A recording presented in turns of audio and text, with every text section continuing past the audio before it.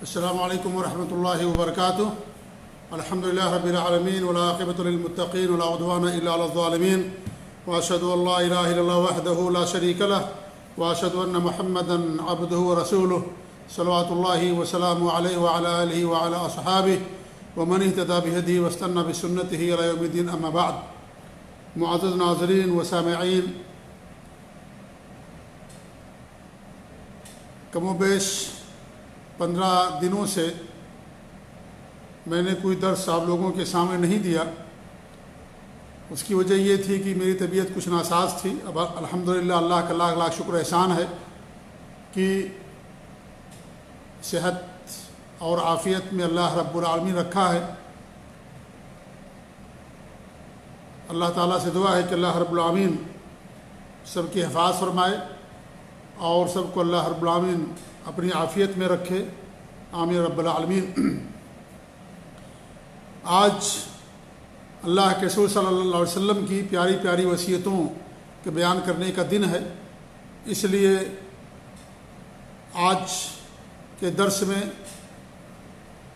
اللہ کے رسول صلی اللہ علیہ وسلم کی کچھ اہم وصیتیں جو آپ نے ایک صحابی معاذ بن جبل رضی اللہ عنہ کو فرمائی تھی، وہ میں آپ لوگوں کے سامنے بیان کرنا چاہتا ہوں۔ آئیے پہلے حدیث پڑھتے ہیں۔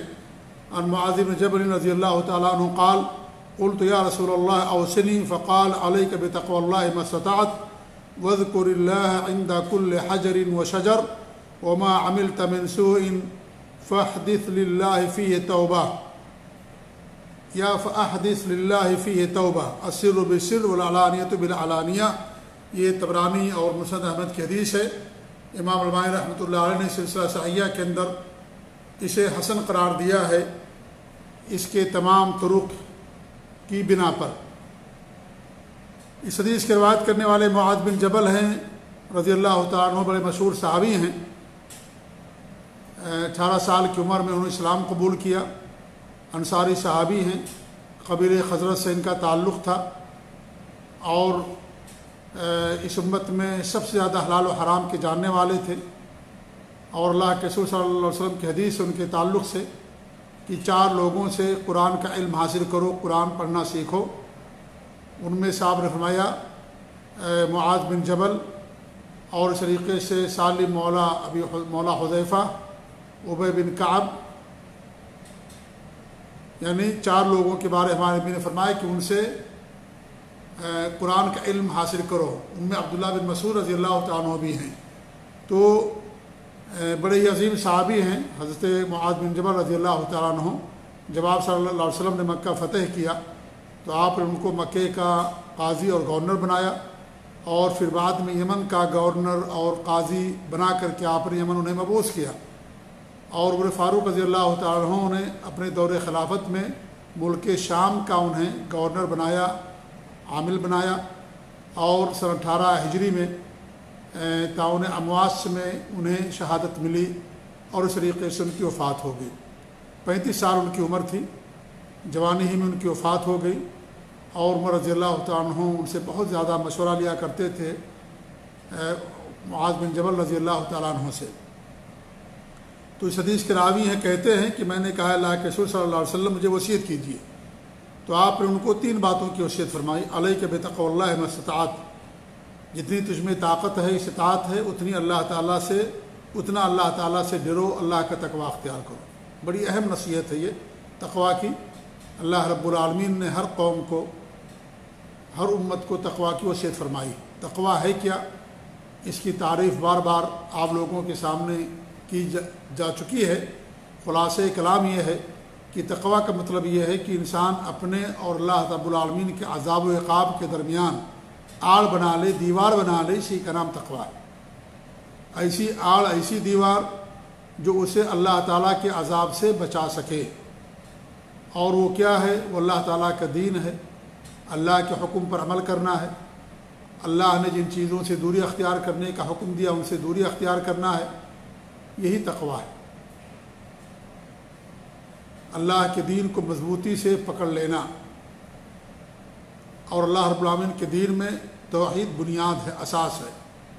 شرک سے بچنا، دوری اختیار کرنا، یہ ضروری ہے۔ توحید اپنائے بغیر، خالص توحید اور شرک سے دوری اختیار کیے بغیر کوئی بندہ متقی نہیں ہو سکتا ہے۔ تقویٰ کے لیے توحید یہ اساس اور بنیاد ہے۔ تو ہمارے نبی فرماتے ہیں کہ استطاعت بھر اللہ تعالیٰ سے ڈرو، تقویٰ اختیار کرو۔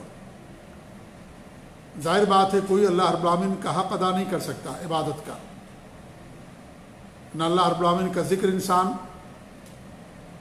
ذکر کا حق ادا کر سکتا ہے، نہ اللہ رب العالمین کا مکمل شکر ادا کر سکتا ہے، نہ اللہ رب العالمین کا انسان مکمل طور پر عبادت کر سکتا ہے۔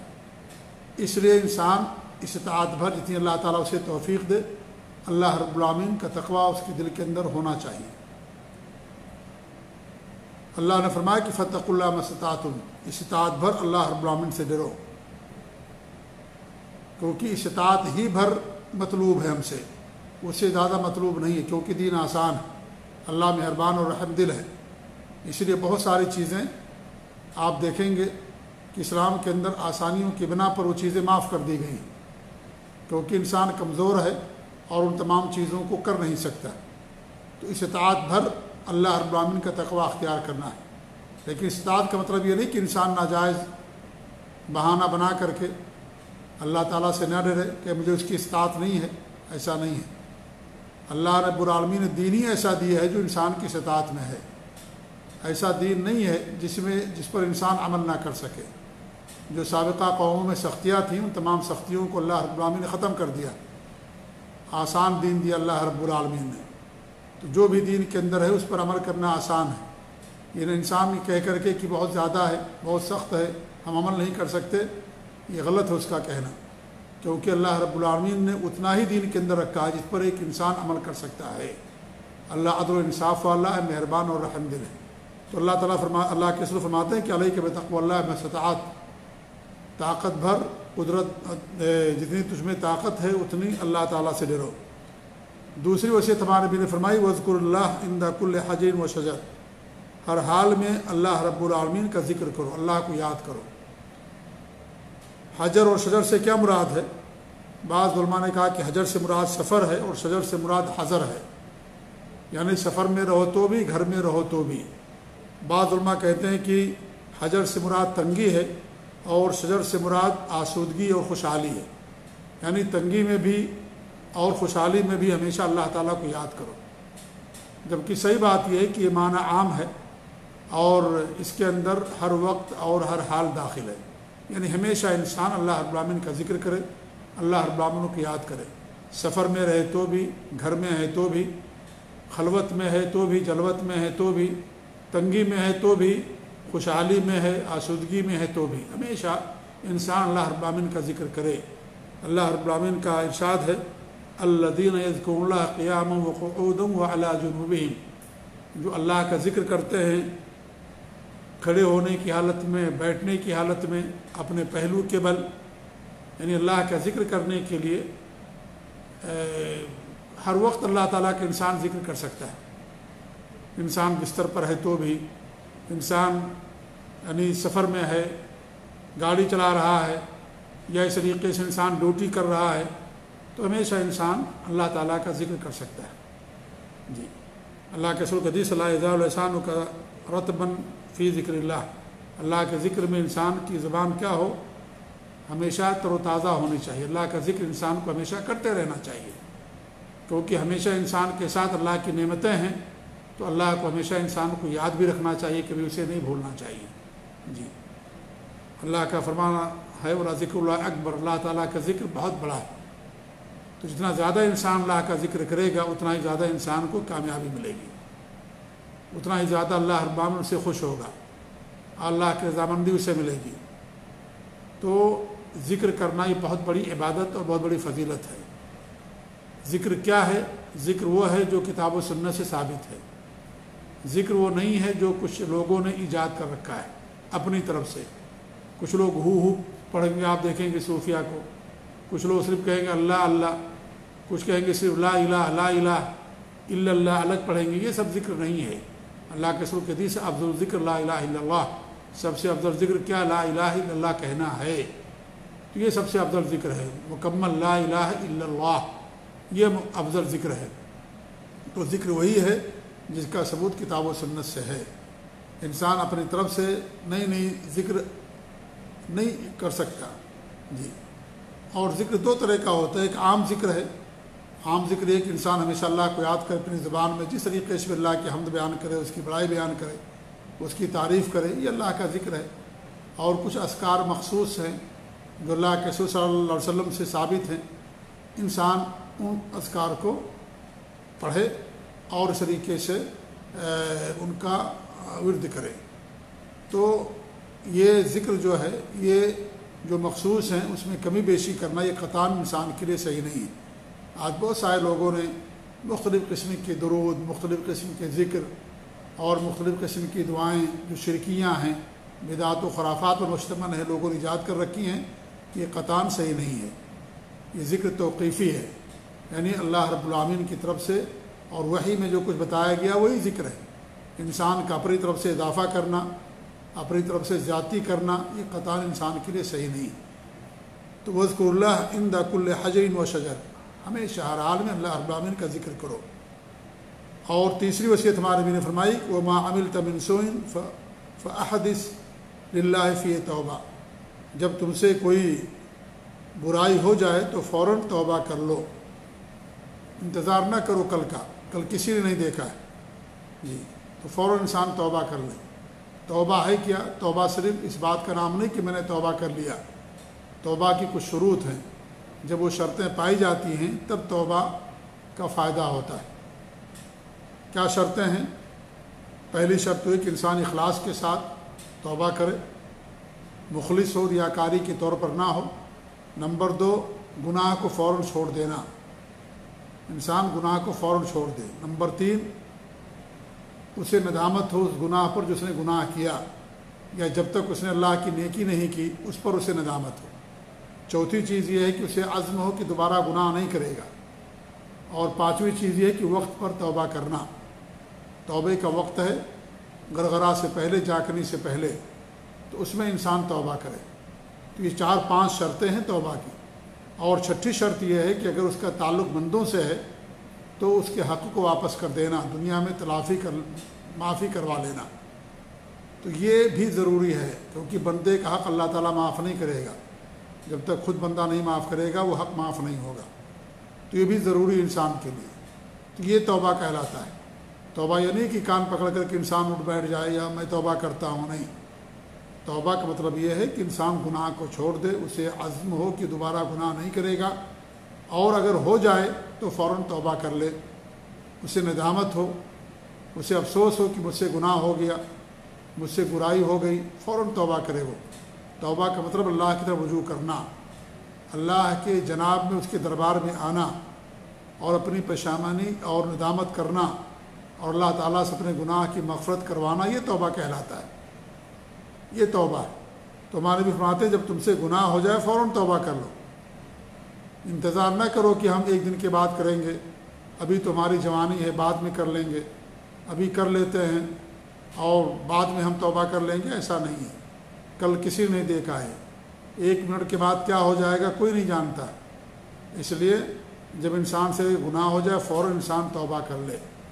بڑے گناہوں کی مغفرت کے لیے توبہ ضروری ہے، اور اگر چھوٹے گناہ ہیں تو اللہ رب العالمین مہربان رحم دل ہے کہ وہ بہت سارے ایسے اعمال رکھا ہے جس کی وجہ سے انسان کے گناہوں کو اللہ تعالیٰ معاف کر دیتا ہے۔ وضو کرنے سے، نماز پڑھنے سے، جمعہ پڑھنے سے، نیک اعمال کرنے سے، عمرہ کرنے سے، حج کرنے سے انسان کے گناہوں کو اللہ تعالیٰ معاف کر دیتا ہے۔ لیکن بڑے گناہوں کی مغفرت کے لیے توبہ شرط ہے، توبہ ضروری ہے۔ انسان جب بڑا گناہ اس سے ہو جائے، جب تک توبہ نہیں کرے گا اللہ تعالیٰ اسے معاف نہیں کرے گا۔ بڑے گناہوں کی مغفرت کے لیے توبہ ضروری ہے جی۔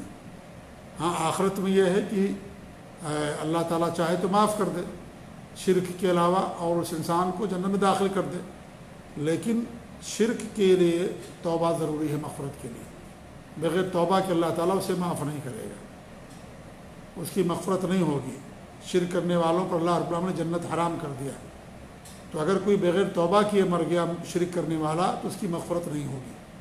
ہاں، اگر شرک کے علاوہ کوئی گناہ ہے، بندوں سے متعلق نہیں ہے، دیگر بڑے گناہ ہیں، تو اللہ تعالیٰ کی مشیت کے تحت اللہ تعالیٰ چاہے تو معاف کر دے اور چاہے تو معاف نہ کرے، جہنم میں داخل کرے، لیکن اگر اس نے شرک نہیں کیا ہے تو اس گناہ کی سزا ملنے کے بعد اسے جنت میں اللہ تعالیٰ لے کر کے آئے گا۔ جی، تو اس طریقے سے بڑے گناہ میں جو سب سے بڑا گناہ شرک ہے، اس کی معافی کے لیے توبہ ضروری ہے، شرط ہے، اس کے بغیر اللہ تعالیٰ معاف نہیں کرے گا۔ لیکن دیگر گناہوں کو اللہ تعالیٰ معاف کر دے گا، لیکن یہ جان کر کے کہ اللہ تعالیٰ معاف کر دے گا، بڑے گناہ کرے انسان، یہ جرأت ہے، جسارت ہے، اور یہ اللہ تعالیٰ کی شان میں بہت بڑی گستاخی ہے، لہذا اس سے بھی انسان کو دوری اختیار کرنا چاہیے۔ تو ہمارے نبی فرماتے ہیں کہ جب تم سے کوئی گناہ برائی ہو جائے توبہ کر لو، السر بالسر، اگر پوشیدہ برائی ہوئی ہے، خلوت میں ہوئی ہے تو خلوت میں توبہ کر لو، اور اگر والعلانیۃ بالعلانیہ، اور اگر علانیہ طور پر گناہ ہوا تو علانیہ طور پر توبہ کرو۔ مطلب یہ ہے کہ اگر انسان تنہائی میں اسے خلوت میں گناہ ہو جائے تو اللہ تعالیٰ سے توبہ کر لے، خلوت ہی میں گناہ پر پردہ ہی پڑا رہنے دے، ایسا نہ کرے کہ لوگوں کے سامنے جائے اور کہے کہ میں نے رات کی تنہائی میں فلاں گناہ کیا تب میں توبہ کرتا ہوں، نہیں، ایسا کہنا بالکل صحیح نہیں ہے۔ جب تنہائی میں گناہ ہوا تو تنہائی میں اللہ تعالیٰ سے توبہ کرو، لوگوں کے سامنے جا کر اس کو بیان کرنا، اس گناہ کی طرف لوگوں کو دعوت دینا، یہ دینداری اور تقویٰ نہیں ہے کہ انسان تنہائی میں جو گناہ ہو جائے اسے لوگوں کے سامنے آ کر کے بیان کرے کہ میں نے کل رات فلاں جگہ جا کر کے شراب پی تھی، اب میں توبہ کرتا ہوں، یہ بالکل صحیح نہیں ہے، دینداری نہیں ہے۔ اللہ نے پردہ ڈال دیا، آپ بھی پردہ ڈال دیں، توبہ کر لیں، اللہ تعالیٰ معاف کرنے والا ہے۔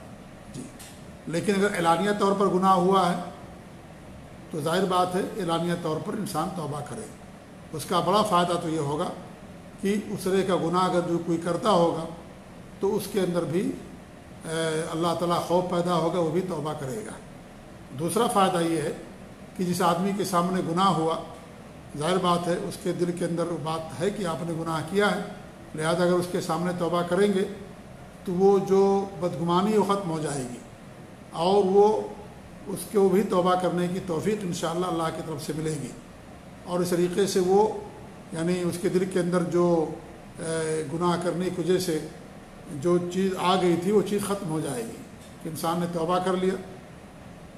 لہٰذا اگر اعلانیہ طور پر کسی سے غلطی ہو، گناہ ہو، تو جس کے سامنے گناہ ہوا اس کے سامنے انسان توبہ کرے تاکہ اس کو بھی احساس ہو اور وہ بھی گناہ سے توبہ کرے، اور اسے معلوم ہو کہ ہاں انہوں نے توبہ کر لیا، اور اس طریقے سے پھر وہ اسے بعد میں آر نہ دلائے کہ آپ نے میرے سامنے گناہ کیا تھا، نہیں، توبہ کر لیا، توبہ کرنے سے اللہ تعالیٰ گناہ کو معاف کر دیتا ہے۔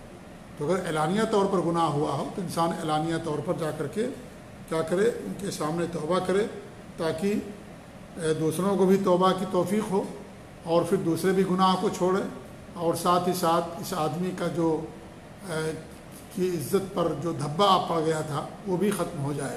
اس لیے جس کے سامنے گناہ ہو انسان خالص اللہ کے لیے اس کے سامنے توبہ کرے تاکہ اس کے اندر بھی اس گناہ سے یا کوئی بھی گناہ جو کرتا ہو اسے باز رہنے کا اس کے اندر بھی اللہ تعالیٰ خوف پیدا ہو۔ تو نبی صلی اللہ علیہ وسلم نے 3 باتوں کی وصیت فرمائی معاذ بن جبل رضی اللہ تعالیٰ عنہ کو۔